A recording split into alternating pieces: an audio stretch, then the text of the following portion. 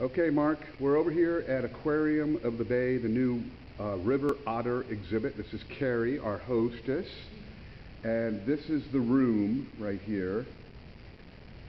This is what the room looks like, and they're going to be building a new exhibit over here. It's going to open up like in the middle of May sometime.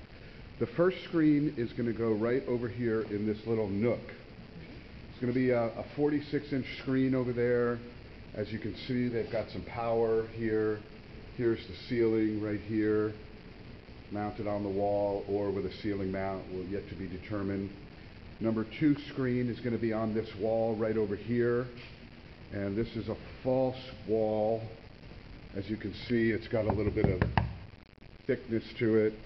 It looks like about a foot thick, and that's where the second screen is going to go. And then over here, when you come around and you look at this white wall right over here, this is where the third screen is going to go. Now, they also have some existing speakers that are going to be coming down. There's a speaker. All of the ceiling fixtures are going to be coming down. There's another speaker up there, but all the lights, everything in here is going to be coming off of the ceiling. And then Carrie's going to tell us about the sound, what they plan on doing with the sound. So similar to the digital sign system, we want to have a sound system in here. It will not be connected to the digital sign system. It's more to be playing ambient sound, nature sounds, and then also to give voice amplification for the staff when they're giving presentations in the exhibit.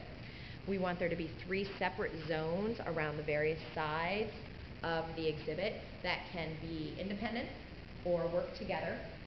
We want the staff to have wireless headsets that will link into the speaker system, and we want the access to the controls to the speaker system to be either wireless or from somewhere in the room.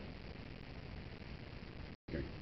So as far as the digital screens, we want the 3 screens to be able to work independently and also be showing the same program if necessary.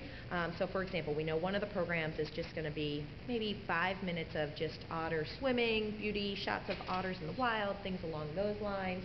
And so that might be showing on all 3 screens during an event, a special event. But during the normal course of the day, when the exhibit's open to the general public, the program that will be showing on the screens is just different images and information about otters. What do otters eat? Where do they live in California? How are they connected to the watershed? But then when it's time for the staff to come into the exhibit and feed the otters, we might want, let's say on that screen over there, to show the feeding presentation program that we've developed. And only on that screen is that where we want to show it. So some sort of wireless mechanism or easy to access mechanism that we can say, okay, well now on that screen we want the otter feeding program to run, but the other 2 screens, the other just general otter content is running. Same thing for the TV in the nook. That's where the naturalist is going to be a lot of times. So again, they might want to pull content up on that screen that is different than what's on the other 2 screens. So we want to be able to change the content independently between the screens. So we've seen a couple of different instances where it's either an iPad or an iPod Touch or some sort of tablet where, well, screen 1, you know, I'm choosing screen 1. Of the 3 choices, this is the content I want showing on screen 1 right now. Or possibly some ability to schedule what's going on those programs. Okay, Mark, all of this hardware that you see up on the ceiling, all of the lights, all of the duct work, everything that you see on the ceiling is coming down. The ceiling itself is not going to change, you know, the height, the width, none of that's going to change, but just all of this hardware is going to be coming down. Haven't really determined what type of speakers they want to put in here, but they do know that they want to have 3 zones, and the zones will be controlled independently. And then they also, I'm sure, want to have the ability to just have the whole room filled up with sound as well.